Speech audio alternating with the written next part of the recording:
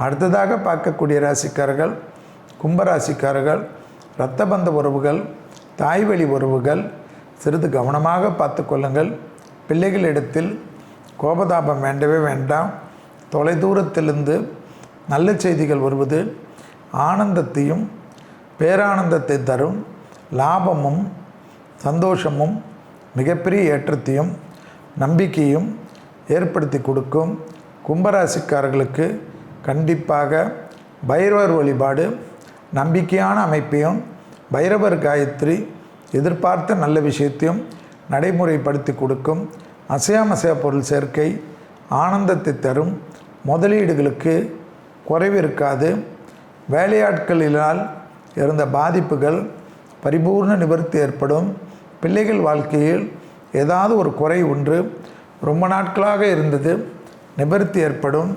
அபிராமி அந்தாதியில் இருக்கக்கூடிய 40வது பாடல், 59வது பாடல், 75வது பாடல், 90வது பாடல் இது எப்பொழுதும் நீங்கள் கேட்பதோ சொல்வதோ சகல விதத்தில் நன்மை ஏற்படுத்தி தரும்.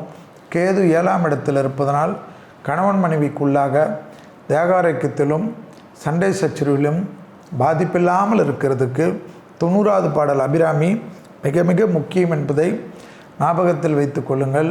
கும்பராசிக்காரர்களுக்கு யோக பலத்தை கண்டிப்பாக 5இல் இருக்கக்கூடிய குரு தருவதும், லாபஸ்தானத்தை குரு பார்ப்பதனால் பணத்திற்கு இருந்த பாதிப்புகள் படிப்படியாக குறைவதும், குரு உங்கள் ராசியை பார்ப்பதனால் கும்பம் இருக்கக்கூடிய வீட்டில் நல்லதெல்லாம் நடக்கிறதுக்கு அணிவகுப்பு காணப்படும். எனவே நன்மைகள் அதிகரிக்க கும்பத்துக்கு குரு உதவி செய்தாலும் பூர்வ புண்ணியத்தில் இருப்பதனால் அபிராமியில் இருக்கக்கூடிய 40, 59, 75 படிப்பது உங்களுடைய தலையாய் கடமை என்பதை ஞாபகத்தில் வைத்து கொள்ளுங்கள். பைரவரை விடாமல் பிடித்து கொள்வது நம்பிக்கை தரும்.